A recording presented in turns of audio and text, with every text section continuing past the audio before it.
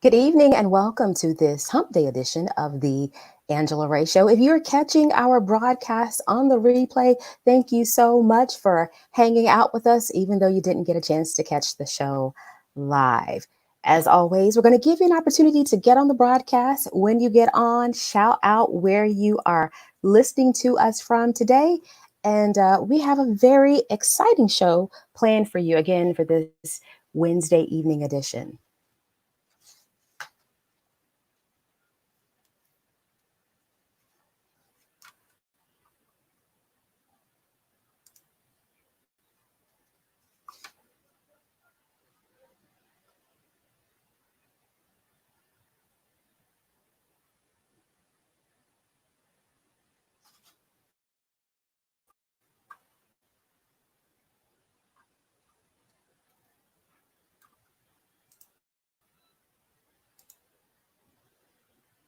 Hey, Joanne from Stone Mountain, Georgia. Thanks so much for being on tonight. You have been a regular, so I definitely appreciate the support. Yeah, right. Edwin from North Carolina. Yes, we do have North Carolina royalty on for tonight as our special guest. Absolutely.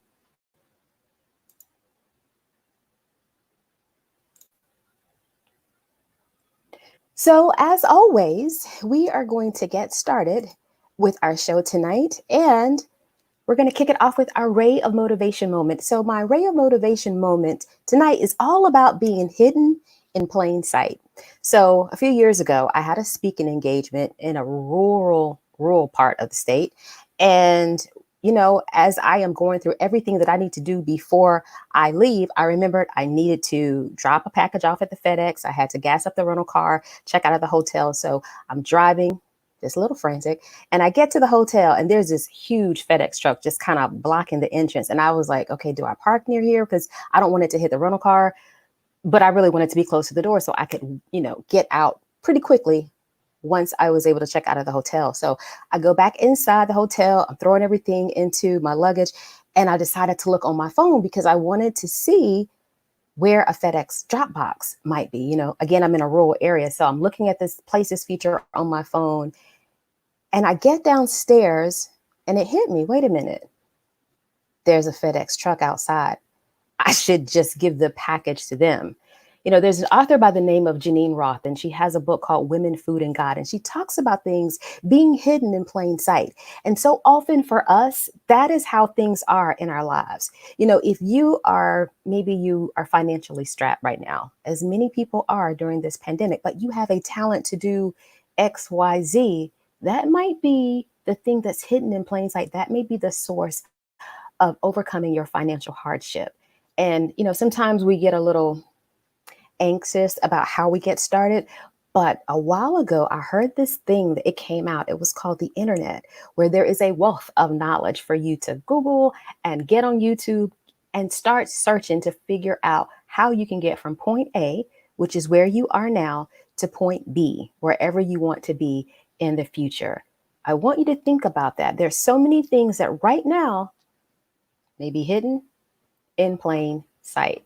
And that is our Ray of Motivation moment for this evening. Thank you, Eve. I see we got some more people checking in on the broadcast. But right about now, this week we have been interviewing musical artists. June is Black Music Month, and our artist, our special guest for tonight, as someone said, is originally from North Carolina. Burst on the music scene in the 90s, and of course has had some major hits. Most recently, he shared one of those hits with a couple who was getting married in the park. Please help me welcome Mr. Tony Terry. Tony, thank you so much for being on the Angela, Angela Ray Show. my pleasure, Angela. How are you? I'm doing good, doing good. So I know a little bit of how you've been spending this time of social distancing, getting out to the park. What else has been occupying your time during this very challenging Um, time? well, I'm in Georgia, so our state is open, and I see people are chiming in already. Our state is open, so but I've been kind of staying close to the house. I exercise every day, so I live like a half a block from the park. So I go there in the morning and run and with regard to the couple being in the park, I just happened to drag my son out that day, who wanted to stay in his room and play video games, but I kind of insisted that he go out and get some exercise with me. And I was having a conversation with him about, being available to people, just in general, being willing to be of service to people, right? And how I felt like he would be much more successful in his life if he were on the side of being a giver than being a taker. And so when I walked up on the couple, it was like the perfect moment for me to show him in real time what I meant. And so, I'm a singer. That's what I can offer. And it seemed like the perfect time to offer that service to that couple at that time, because they were, alone. And I didn't know there was going to, turn into this viral moment, because it was so organic. And for me, that moment was about teaching my son a life lesson, but it turned into something else. And, I'm grateful for that, because it gave me a lot of publicity that I couldn't pay for. How about that? Yeah, so I'll take it. Right. And, I saw the video in its entirety. And one of the things that I personally was impressed with was you were in the park. You weren't planning to sing. Did you go over and do warm-ups? Because I was like, oh, he hit every note. Like, I know that song. Like, I probably have it on cassette somewhere. I had just been running, so I was good and warm. But if I had any idea that it was going to go viral, I probably would have worn something different. I wouldn't have had my purple britches on. I mean, it happens like that, but you're right. It's amazing how, in this era of social media, and anyone with a camera phone or an iPad or any type of tablet, all of a sudden can become a journalist and, share information. I mean, it's been great publicity for many people. It's helped kind of start some of the movements that we see in our country right now. It's also caused a whole lot of problems for people too. Yeah, I'm sure, you're not supposed to be where you are. And all of a sudden somebody like, wait a minute, Pat, pause that. Zoom in. What is it? Ain't that? He was not. What day is this thing? Right. So I'm sure it probably caused some problems for some people. Definitely. So you're originally from North Carolina. Yes. What part? I heard Pinehurst, Southern Pines, which are very close. Yes, exactly. Well, I was born in Pinehurst at the time it was Moore Memorial Hospital in Pinehurst. And my family's still deeply rooted in that area. And, I grew up in DC, so I'm a product of DC public schools, but I kind of grew up between North Carolina and DC. We spent all summers in North Carolina, and then my school year was in DC. Sending you back down south for the summer. Yeah. They would ship us off to grandma as soon as school was out. I'm originally from Fayetteville, so I get it. I know. Yeah. Yeah. Did your upbringing in North Carolina have any impact on your musical career? Yeah, it's kind of where it started. My grandmother was a very devout Christian, and we spent a lot of time in church, like a lot of Southern families. Right. And it was then that I discovered that, that I had a gift, and not only the gift, but the passion for it. I was really young. So it started there. My grandmother was a singer as well. Oh, okay. Now, we were just talking about what social media can do, particularly as, everyone with a camera, an iPad, or any kind of tablet can document things. Of course, right now, throughout the country and even throughout the world, we are witnessing a lot of protests as a result of the death of Mr. George Floyd, who ironically was also born in Fayetteville. How do yesterday was Blackout Tuesday. which was originally started as a way to pause the music industry, but it, like many things on social media, people started sharing, and so many different industries got involved. Everybody was posting information and sharing stuff. How do you think the music industry can impact social justice? That's a good question. Everybody listens to music. And I think that if we are aware of the content, you know, like Marvin Gaye, he was very socially aware. And his message was as relevant then, as relevant now as it was then when it was put out with songs like "What's Going On" and "Make Me Wanna Holla," and, you know, all those classic songs that he did about social justice or social injustice. I think that it comes down to the artist being willing, not scared, to, and you know, to speak on social issues, injustices, and you know, it's all about the beat. You know, you can say anything on top of the beat. If you put that beat right, you can put the Bible on it, and people going, you know, it's just all about how you deliver the message. And I think that, you know, obviously the music industry is very, very powerful and influential. And I think it comes down to the responsibility of the artist with the content, but it also comes down to corporate that controls what we hear on the radio.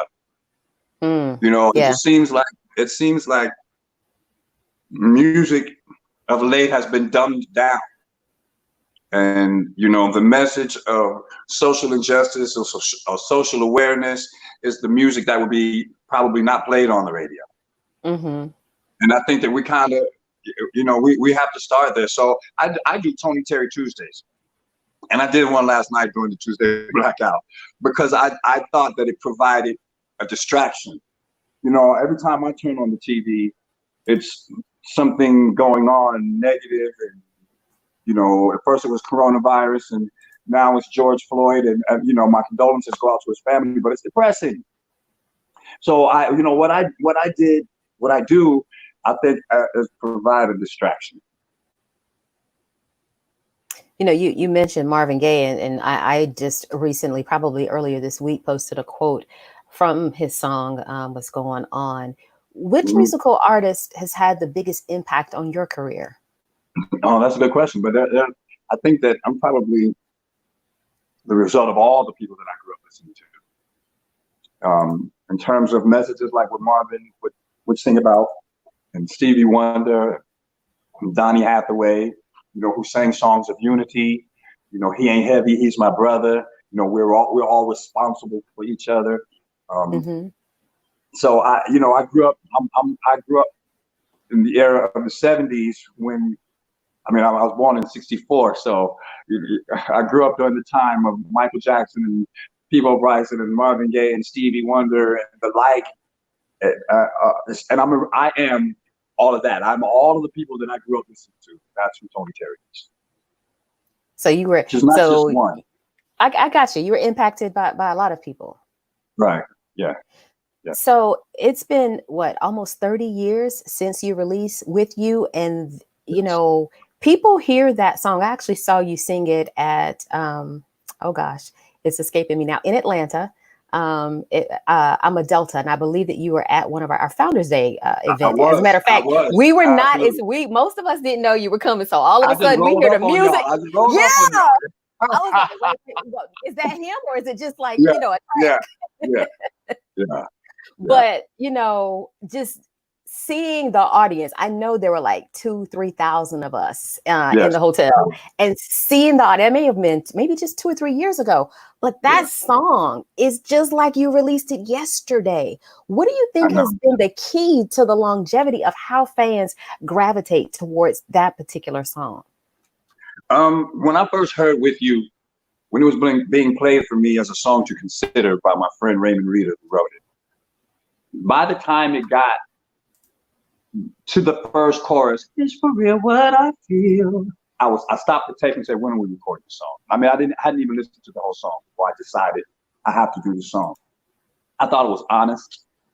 I still think it's honest. It's simple, and it came from a real place. So I asked Raymond, why did he write the song? It's a really funny story because he mentioned the person's name. He said, "Do you know this person?" I said, "Yeah, I know this person. I had a crush on her." What you about to say? he, Ah, actually wrote, he actually wrote the song about the same person. He had a crush on her. I didn't. oh, I didn't. I didn't know that. I didn't know that. I mean, we were never a couple or anything, but it was just interesting that he wrote the song. He had a crush on the same girl that I was crushing on in high school, and he actually wrote "With You" about her. wow. Yeah, but Now, okay, I knew obviously. instantly. I knew instantly that it was special. I really Mhm. did. Yeah. Now, you didn't mention her name, and we don't need to know it. No, However, I'm no, just curious. Does she know? Like it's 30 she years later. does. Does she know? Oh, she does. She does know. Absolutely. Yeah. Okay. Yeah. Well, We're that, actually that still friends to this day because she's in the entertainment business. okay. Yeah. Awesome. I was just curious. Um, I know that you've been doing theater, Yeah. in addition to still making music. Yeah. Any plans to return to the state? Well, after the Rona, are there any plans to return to return Well, to the stage? yeah, I just gotten cast for a movie part like a couple of days before the Rona hit. Oh And man. everything was shut down. But a lot of people don't know that my career actually started in theater, even though I was always aspiring to do music. But my first professional break was in musical theater in Black Nativity, a Langston Hughes piece that's done annually somewhere in the world every year. But we did that at Crossroads Theater in New Brunswick, which is one of the premier Black theaters in the country. And so it all started there. It started there, Okay. and I've been fortunate to do a whole lot more things even than I can remember at this point. And my craft has taken me around the world, and I'm really grateful for You have. I think it just popped on the screen a second ago. You have a question from one of our loyal that. Song viewers. stands. I see. Okay, they played your song "Everlasting Love" on Sirius XM, Heart and Soul on Blackout Tuesday. The song stands the test of time. In your opinion, what are the elements of a great song? Um, the elements of a great song, to me, one, a sing-alongable melody, a melody that you can remember, a hook that you can remember, that you can easily grasp, and I think passion. Mm, If I don't believe the songs that I'm singing, you won't believe it when you hear me. right. It's really that simple. And so I'm gonna go ahead and apply that to With You, and even Lovey Dovey, because that one was my jam. I Yeah, mean, With You is the love song, but Lovey Dovey, it was yeah, like that was the love song, but then it also had like that little bit that beat that like got you like yeah. energized as well. It's about adolescent love, but I was on my way to now. Lovey Dovey was on my first album, and I was on my way to a recording session, and I was in New York, and I was on the subway thinking, what am I going to write? What am I going to sing? And so I started writing, I used to think love was so silly then, on the subway, on the way Mm, to this recording session. And I get to the session and I hear the music coming through the door. And I'm banging on the door, and the producer can't hear me, but he's playing this track that would end up being the music for Lovey Dovey. And so I'm standing outside his door singing the lyrics that I had just written to this music that I was hearing playing on the other side of the door. So when his name was Bob Kazuri, is Bob Kazuri. So when he opened the door, I was like, what is this music, that you're playing? He said, it's just a track I'm working on for In Vogue. I was like, yo, I just wrote some lyrics that fit this song like, they have to be. So he was like, sing it for mhm. me. I sang it. And he was like, well, In Vogue doesn't have to know. This was for them. It's amazing how that happens. Yeah. Yeah, it's amazing how that happens. So, you were talking about the fact that like nowadays, especially with some of the music, we don't necessarily hear songs, not a lot of songs that have that social justice message. What do you think are some of the challenges that are facing today's music artists that are different from when you first hit the scene? Well, real singing. Ooh, okay. Shots fired. Shots fired. I mean, no shade, no shade, no shade. I'm just saying, um, it's always been about, 10% of one's talent that would get them to succeed. And, the other 90% comes from positioning or, budget. Because if you've ever heard a record when you first heard it and you didn't like it, or when the first 100 times you heard it, you couldn't stand it. Then one day you find yourself singing the melody when it comes on. I usually didn't like it. But then they play it so much that it just kind of, plants into your psyche, and then all of a sudden you're okay with it. And it seemed like the more musical one is, the less attention they get. It's like the simpler and the more auto tune you could use. It just everything. I don't know why it changed, but I'm glad that it's kind of coming back with shows like The Voice, where you have to listen with your back. You have to listen with your back turned, to be turned around, so you're not, it's not about what they look like, right? Not about how old they are, how big they are. It's about their ability to pull you in and make you turn your chair around. And so, because of shows like that, I think that people are paying more attention to one's ability to deliver a song, because anybody can get it. Literally, anybody can go into the studio and make a record, and it sounds great, but can they go on stage and deliver? Right. So would you say that's the challenge now? That's a little bit different in terms of, having 50 million takes in the studio, if you have that budget and that luxury to do that, and then getting on stage during a concert or at the park trying to serenade somebody, and your music's like, wait a minute, I thought that was his song. That don't even sound like him. I think that absolutely has something to do with it. I really wish that I knew, the whole story about why things changed, because then if I knew the details, I probably would never have been on the outside of that circle. But, I have been fortunate in that kind of dumbed downness of the music only really happened here in the States. Because elsewhere outside of the United States, people are still having successful careers. Still, people, there are people who are selling 100 million records, and you've never heard of them. They ain't even thinking about radio in America.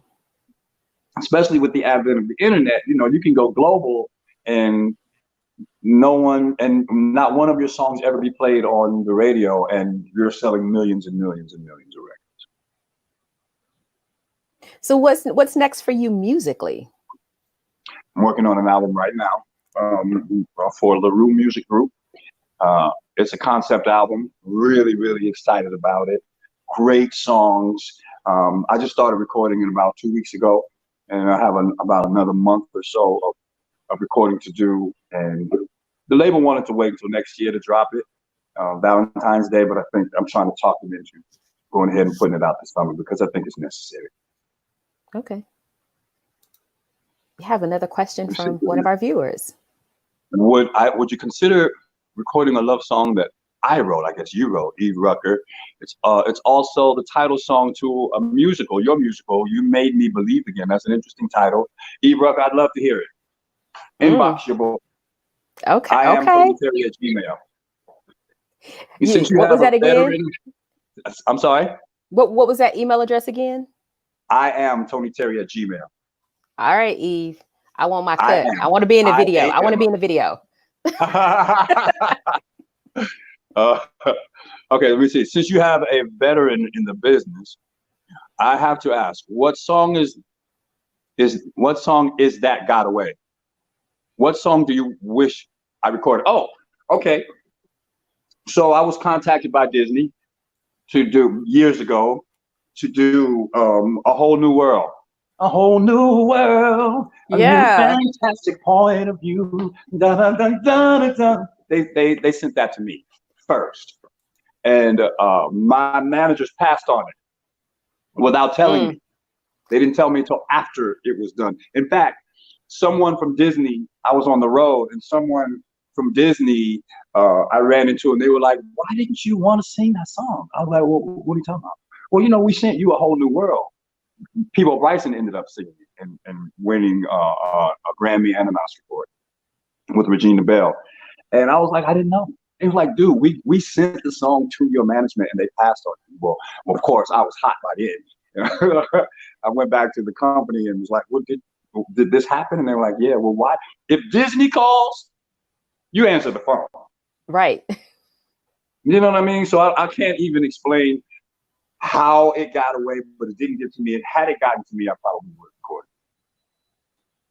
So I'm just curious, how long did you stay with those managers? Did you renew the contract after it was up? Didn't. I started in business when I was 21, and Okay. I came up to New York from DC, and without a mentor, just went up with some friends, kind of, we were all pursuing our dreams, and I didn't know a lot. I learned, through trial and error, and made some mistakes. But when I was more aware of what was going on with my career and the business, then I became the problem child because I started asking too many questions. Okay. Yeah, they wanted me to be ignorant. They didn't want me to know, because that way they could, take advantage without me being aware. That's happened to so many music artists. I mean, like decades and decades. I mean, we just have story upon story. I mean, when the New Edition story came out, people were like, oh my gosh, their parents were just signing papers and didn't know. And so, yeah, it seems like that's been a very common thing.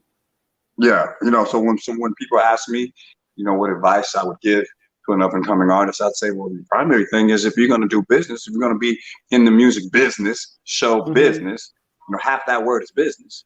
You have to understand business, or at least what you're getting into. You got to have some idea. And if you don't, you got to be at least smart enough to have someone in your camp who does. So now, did you train musically in school, either in high school or college? I did. You yes, did? the Duke Ellington School of the Arts in DC, yeah. I thought that's what I read. So Proud, I'm just curious. Proud. I'm just curious because you mentioned that, I studied theater and performance when I was in college, and I learned about the show, but I didn't learn about the business. And so it sounds like that's what you're referring to, even with the music side of the entertainment industry. When you were going through school at Duke Ellington, did you learn anything about the business side, or was it mainly the show? It was really about the show and, refining the craft. In fact, when I was a student, and it's all different now because they encouraged this, but when I was a student, they didn't want us to perform. We couldn't be out doing what we do, working and making money. In fact, I was actually kicked out of the music department 2 weeks before graduation because I decided that I was going to take a gig and get paid for it against orders from the school. But it ended up working out for me because I was a music major, but I was also doing theater. So I went into the theater department and finished my last 2 weeks. It's interesting that they don't want you to make money, but because I had a little side at hustle. At the time, they thought that the focus should be about learning the craft, and that we weren't ready to be professionals. But some of us thought we were, and I wasn't. I took things that were presented to me. Like I didn't at that time. We had really long school days, longer than the average school day. I mean, we'd be in school by 8:45 and out at 5:30, 5:45, which is a long school day. Yeah. But even after school was over, we still stayed because we were passionate about what we were doing. We wanted to end rehearsal because we weren't finished rehearsing. Even though it was time to stop, we weren't ready to stop. So I got the in Fame, Debbie Allen said in the credits and beginning credit, it starts here with sweat. This is where you pay your dues. This is where you build your foundation. Well, that's the lesson that I got at Duke Ellington. This is how you do it. This is how you pay your dues. This is how we practice until we get it right, and we do it because we love it. Yeah. You want fame. Well, fame costs. And right here is where you start paying in sweat. Yeah, You we know all what it remember is? that. You know what it is? It was so iconic. I mean, that should just be on some t-shirts for art students. Okay, you got Right, another question for right, one right, of our right. viewers. Okay, wait a minute. Uh-oh. Looks like we just had a little technical difficulty. I'm sure that Mr. Terry will be back on. To all of you who are on the broadcast tonight, thank you so much. I think I'm seeing some first timers tonight, so glad that you all could catch the Angela Ray Show live. For our replay viewers, thank you so much for tuning in. I bet that he hit end on that broadcast, and so hopefully he'll be able to get back on a little bit later. Just want to give you a little preview. Tomorrow night on the Angela Ray Show, we will be having the very talented Yolanda Raven. She is also an actress and singer, but has really carved out her own niche in the music industry, in addition to working full time and being a mom manager to very talented young men. So I can't wait for us to have a conversation on tomorrow. As I mentioned, June is Black Music Month. And of course, this week, particularly with Blackout Tuesday, we've been bringing awareness to supporting Black owned businesses and especially artists who are independent, who are not able to get the same kinds of gigs and subsequent income because we are still in some cases social distancing. Mr. Terry was mentioning that Georgia is open right now, but venues like concerts and clubs, all of those are still closed. So it's definitely a good time to support indie artists. And I think Mr. Terry is back. Let's do this abracadabra. Boom. There you go. Sorry, I don't know what happened, but I am back. I was like, hey, where'd she Okay, go? here. Where'd she go? I was just ad libbing, just letting the people know Yeah, what's yeah, coming up yeah. I next. saw you was doing your thing. You was doing your thug fizzle. All right. Here is that question that Cassandra Jolliffe was asking right before you got disconnected. I think Tony Terry. I think you should do a biopic of Sam Cooke. That's interesting. Because you know what? I was asked to do a stage play about Sam Cooke's life. I was. Okay. But that was before the pandemic, so I don't know what will happen. I know that there are some artists who, either because of resemblance, because of vocal stylings, it's almost like, ooh, this part. Like I remember looking at, I don't know if it was a period piece, but seeing like Kelly Rowland in something that looked like a period piece. I was like, ooh, she looked like a young Gladys Knight. And lo and behold, I want to say on American Soul, she played Gladys Knight. So yeah. So have you gotten that? Like, ooh, Yes. your voice sounds like this person. You need to play this person in a biopic. Well, I was cast as Malcolm X in the movie Martin, Malcolm and Me. I've been told all my life I look like Malcolm X. And Yeah. I could kind of see how someone would say that. But then I got, once I got ready for the role and, they cut my hair and put the glasses on and I had the tie and the suit on, I was like, wow, I look like Malcolm X. It was unbelievable. It's amazing what the professionals can do when they, get you all together. Yeah. It was magic. All right. Any final thoughts that you want to share? You mentioned that you have Tony Terry Tuesdays. So I do have Tony Terry Tuesdays on my Facebook page, on my fanbook page. And I also do pop-up midnight serenades. I don't announce them. I just show up at midnight and do a concert, 1 hour performance. And they've been averaging about 40 to 50,000 people. And I'm really grateful for that. Even though I don't announce it, they've been doing well. I do have the new music coming.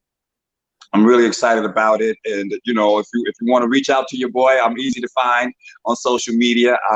On Instagram, I'm at, as you see scrolling at the bottom, Mr. Tony Terry, and Facebook. I'm all over the place. All right. We got one final question before we get off the broadcast. Okay. Social media has given the fans insight into the lives of their favorite artists. Do you miss the mystery celebrities used to have, or have you totally embraced social media. I think it's, social media is the way today. And if you're not hip, if you're not plugged in, you'll get left behind. So, you have to evolve and you have to continually reinvent yourself. I think that it's people want to know more about the people that they admire. And social media gives us a chance to, to give them that. I thought I was doing too much because I was doing Tony Terry Tuesday every week. And as much as I enjoyed doing it, I thought maybe I'm doing too much. I'm, just oversaturated. And I stopped doing it for 2 weeks, and my inbox was like, "Look, you can't just get us all hooked and then disappear. Where you at?" So I've gone back to doing Tony Terry Tuesdays, and I really enjoyed it. And it gives me as much joy to share the gift as it does for people who are watching it. And it provides a distraction, if only for a few minutes, from what's going on, all the craziness. And then once it's over, you can turn your news back on, and get plugged back into the craziness that we've been watching lately. So we got to make a note of that. That reminds me of when Prince was doing those hit or miss concerts where literally tickets went on sale 3 days before a concert, and you had to be plugged in to get in there. Right. So all right, so that we'll have to mark our calendars to pay attention. And is that on Instagram or is that on Facebook? No, that's on my Facebook fan page every Tuesday. Every Tuesday. All right. Well, Tony Terry, thank you so much for spending time with us. It's been a lovey-dovey evening. Oh, I know you that wasn't original. You heard that one before. I'm sure. I tried it. That's good. It's good. I appreciate you having me. I want to thank Jackie Bush too for, making this happen, and I appreciate that you wanted to talk to me, and I welcome that. So thank you. Thank you, and we look forward to this next music project that may be out later this year or Valentine's Day 2021. Yeah, it's coming out. Yeah, it's coming out. Okay. Oh, it's good. It's good. Okay. Well, enjoy the rest of your evening, and thank you so much. Thank you, Angela. I appreciate it. Have a great evening. You too. Bye-bye. All right, that's it for the Wednesday edition of the Angela Ray Show. Thank you to Mr. Tony Terry for spending time with us. And for you all that are catching this on the replay, I hope that you enjoy. Again, that's it for this Wednesday edition. As always, I would like to remind you of Ray of Motivation number 54. Cleaning a mirror does not change the person who is reflected in it. Until next time, I encourage you to go out and be the change.